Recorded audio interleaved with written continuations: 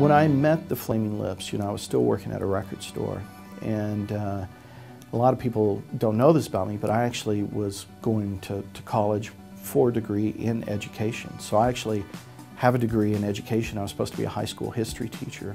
So, I had this degree in education, and when I started working with the Flaming Lips, in the back of my head I thought, well, I've always got this to fall back on if this thing of managing bands didn't work or whatever.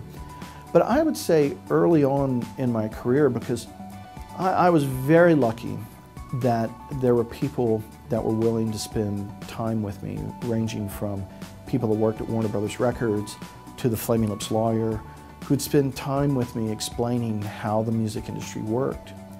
And I think even back then I thought, wouldn't it be great if there was just a class I could take that would explain this? And I think that little notion has stuck in my head since the early 90s of like, this is something that needs to happen. And so the idea of the ACM at UCO really kind of sprung from a meeting I had where it was a meeting of Creative Oklahoma, the Oklahoma Creativity Project. I was sitting next to one of the chancellors for the State Board of Regents, and just mentioned, wouldn't it be great if there was a music business class? And he said, well, that's what I do. I can help you create that. And he introduced me to President Webb at the University of Central Oklahoma, and he immediately thought that that was an interesting idea. I came across the ACM school in the UK, and I thought, wouldn't it be great if we could bring in a European college institution like ACM and tie it to something here? And as luck would have it, President Webb and Phil Moss, who was one of the regents at the time, they both were going to England for another conference, and they went and visited the school at ACM and came back, and they were like, that school's great, we've got to do something, And that started the idea of the potential partnership. We've taken their program the way it works, which is, there's 3 areas of study. There's performance, production, and music business. And we followed their same kind of format and basically used the majority of their classes, because some of the laws are different, between the UK and the US, and even some of the music that they focus more on, which is more pop-centric. We tend to be more classic rock and have some country music in there and stuff, which isn't as popular in the UK. So, with those, minor changes, our programs are very similar.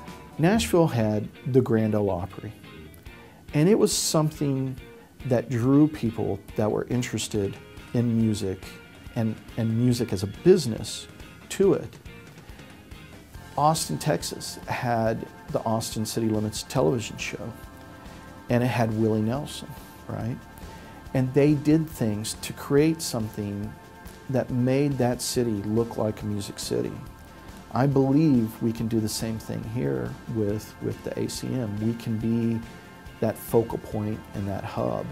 And I think more industry will come here because of it. And I believe that our program here is really going to be one of the few ways that are available to artists to become something that is more realistic for a record label to sign, This is the place where you can hone your skills.